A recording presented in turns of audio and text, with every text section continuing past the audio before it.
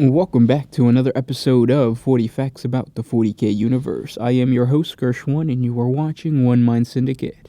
Today we continue talking about Hellforges as we get into the Hellforge of Samak. If you're new to the channel, subscribe. We post Warhammer 40K content every single day. And if you have any requests, comment down below. And check out our archive of just a bunch of lore videos because we might have already put up the video that you are requesting. So check that out. But with that said, let's get into 40 facts on the Hellforge of Samak. Samak is a Hellforge of the Dark Mechanicus, wholly dedicated to the ruinous powers, located in the Jericho Reach of the Segmentum Ultima. Also known as the Iron Pit by the debased human renegades that travel there to trade and barter. Samak was once an Imperial Forge world, an outpost of the Adeptus Mechanicus within the former Jericho sector. Famed for the skill of its tech adepts and the quality of the cognitator systems produced there. During the Jericho Reach's Age of Shadows, when the warp storm cut Jericho off from an Imperium preoccupied with more pressing concerns, world after world fell to darkness and disorder in a slow descent that marked the once proud sector's collapse into decay.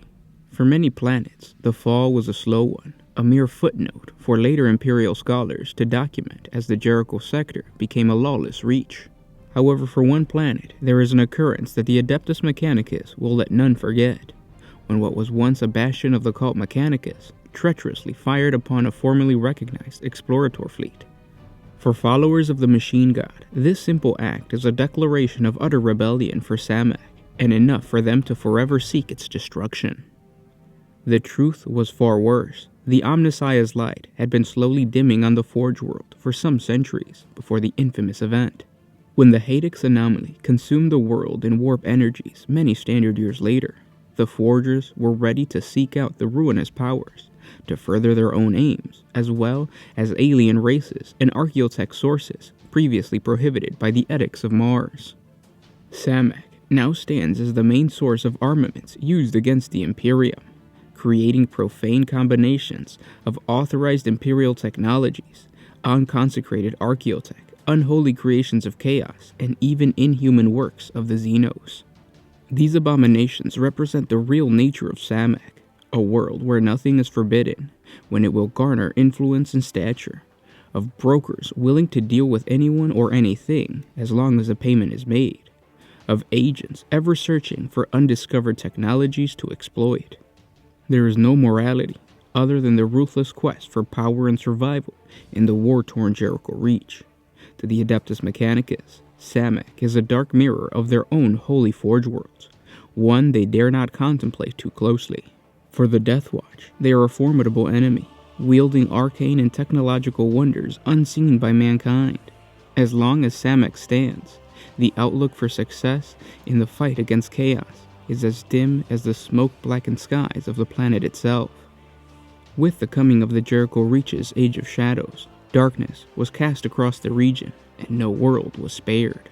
As with most Imperial sectors, the planets were heavily interdependent on each other, and as passage became more perilous, each world began to fall into disorder. Lessening contact with other worlds bred discontent and uncertainty. For Samak, a firm outpost of the Machine God, led by the most devout of tech priests, uncertainty was a cancerous seed as powerful as any direct assault from the dark powers. While other worlds fell through the long solar decades, Samak remained steadfast in its service to the Omnissiah and his Imperium. But slowly, the quorum of Magi began to question the course of action. Their system was under frequent attack from raiders, both human and Xenos, eager to pillage their works. And where was the Imperium to defend them? Their forges required raw materials, even as their weak flesh still required organic nutrition. Where were the allied worlds they relied on for trade? It was logical to conclude that Samak could only survive through self-sufficiency. Synthetic vat pastes were developed to sustain the servitors and their masters. The planet itself was plundered for whatever materials it could provide. The forges were redirected into fabricating massive macro battery emplacements and orbital defense stations to protect the planet, as well as voidcraft and mighty war machines to repel enemy vessels at a distance. All avenues of new weaponry were explored, no matter the progress of consecration levels or lack of approval from far distant Mars. No more would Samek be easy prey to a sector lost to barbarism. Attacks were ever increasing, and more the Magi viewed any knot of Samek to be against Samek. Ships entering the system were routinely fired upon. Those astropathic communications that still continued were ignored, as they could be attempts to lull the defenses before an attack. Samek endured where other worlds fell, and whatever means it took to do so, there was justification enough in that fact. The Mechanicus Explorator fleet that approached Samek on the fateful day in the year 325 of the 40th millennium had no way of knowing this, only that they were grateful to have reached safe haven after the warp storms nearly tore their starship apart. Samek's defense network viewed them only as another in a series of raiders, albeit more clever than most in their duplication of ancient Mechanicus authorization cant codes. A trap was sprung, luring the damaged ship into what appeared to be a repair station. It was only as they approached too close to retreat that the docking tubes were revealed to be linear mass driver barrels, fixtures glowing not as viewports but as defense laser lenses. The fleet was eradicated, but not before it could hurl a desperate cry into the warp, telling of the treachery. It took many Terran years for word to filter back to the Imperium, but the result was clear. Samek was declared apostate in Maxima. Samek itself knew only that the possible attack fleet had been destroyed. That it seemed to be of Martian origin was irrelevant. The Quorum, by this time, viewed Samek as independent of those who did not care enough to aid their own. If Mars and the Imperium had turned their backs, then Samek would guide itself. With Jericho falling ever deeper into disorder, Samek forces began raiding other planets themselves. For in the midst of such anarchy, such had to be the way of things. The planet's security seemed to be growing until another event occurred that was to change Samek forever. One they could not have foreseen. For when the Haynix anomaly erupted like a volcanic explosion of baleful warp energies, Samek itself was cast into a space where the immaterium spilled into reality unchecked. For the tech priests, it was hellish, often literally, to see irrefutable evidence of forces that could not be quantified or even controlled, only carefully bargained with in deals for states worse than simple death. It was the final clack of a cogwheel, turning Samek away from its original purpose. Now forever melded with the ether, it did what it had done best through the past centuries. It adapted, and it survived. It was not without vigorous debate, culminating with a series of nearly devastating civil wars.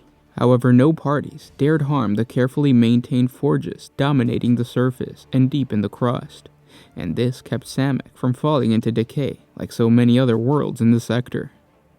The outcome saw a new ruling system, led by the faction best able to prove itself superior to others in technological command, and Samek overcame its insular paranoia. Vessels learned to navigate the unstable space now surrounding the planet, and conducted expeditions wherever there were new technologies to be had, or markets where their own marvels could be traded for raw materials and new slaves to work the forges. Ever more frequently, they searched for ancient archaeotech or arcane lore to help their own factions establish dominance over rivals. No source was too extreme, and Samek agents established ties with xeno races across Jericho, many of which the Imperium still has not encountered. Their own star system was not neglected, as the entire area was embedded with defenses unparalleled across the sector. Most importantly, pacts with dark gods granted the Magi and their factions the power to control their new environments in exchange for supplying the Chaos Warhost with weaponry and engines of war. It was the beginning of Samek's new role in Jericho, and the tech priests are arrogantly proud that the Imperium that had forsaken them is now terrified of their existence. Any appraisal of Samek would immediately reveal its origin as a forge world. Every planet and planetoid in the system hosts extensive mining operations, with massive machines extracting ores and minerals to feed the forges. Mass freighters connect them all to Samek itself, a world enclosed in a perpetual blanket of dark clouds. Below the clouds is the source, the stack after stack of vertical pipes rising even to the lower cloud decks and billowing thick smoke into the acrid air. No sign of the actual surface can be seen, for all is covered with layered factories, burning, creating, forging, night and day. Robed figures wander without wasteful delay in their tasks, exposed cloth allowing glimpse of artful metallic limbs. Closer examination reveals more of the real nature of Samak. Xeno vessels flit about the system, trading openly without retribution. Vast slave forces work the cruel machinery, crushed to ruin pulp should they fall. Obvious mutants walk the iron lanes connecting the complexes, undisturbed by biologist proctors seeking righteous purity. Automated multi-limb mechanisms stalk across the girders, connecting forge spires, with no tech overseer guiding their actions. And unhidden, clear to even a casual glance, the ruinous powers. Runes and glyphs of unholy meaning litter walls, declaring patronage to dark gods. Even the tech priests carry these marks upon their branded flesh, their allegiance to the machine god burned away from their synapses. The forges themselves burn with the terrible smells of burning blood and scorched flesh, fed by souls as well as promethium and steel. The blessed cogwheel is gone.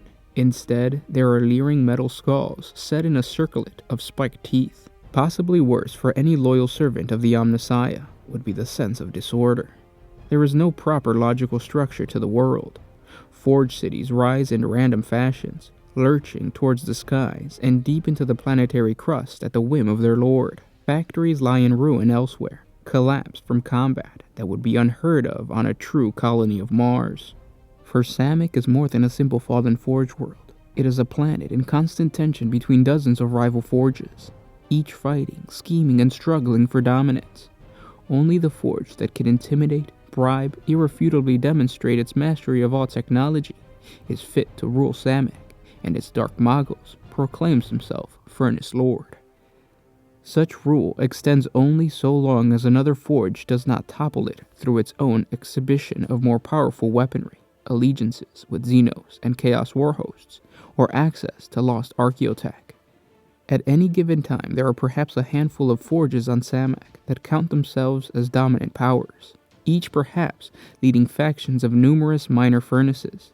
The standing of the forges are not set in the iron thought, and will rise and fall with the fortunes of their forge lord.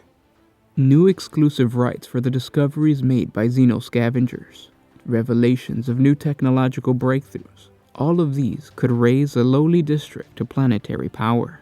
Alternatively, the failure of a new warp drive configuration, or the loss of a slave pen due to revolt, could lower a forge lord to casting stubborn shells to survive.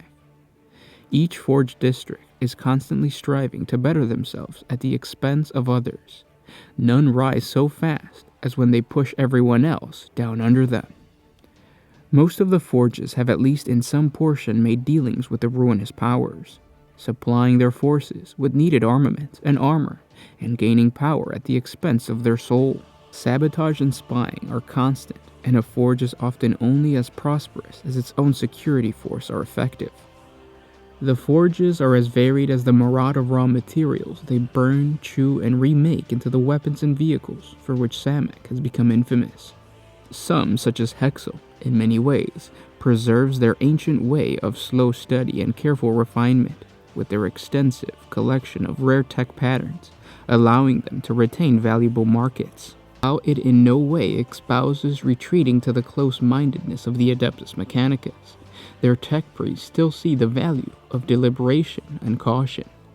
Their mechanisms are always of the highest quality, such that many of their customers also supply tithe warriors to help defend the district and ensure regular delivery of their supplies. The majority of the forges, though, feel the opposite, frantic to extend their technological reach wherever it might lead in their pursuit of power.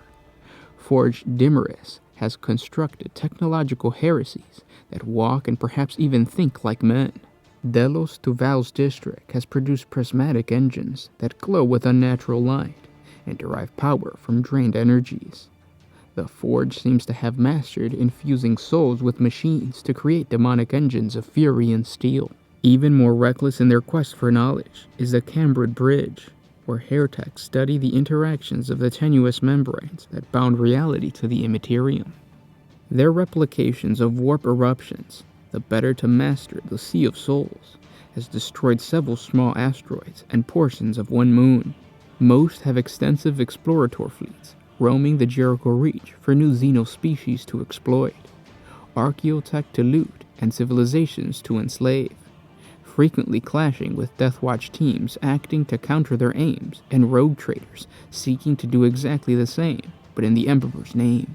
There is a smattering of small manufactorum, controlled by their own workers, the serfs and slaves having perhaps overthrown their master, or else the tech priests functionaries decided it was more logical that their Magos lords not interfere with their operations.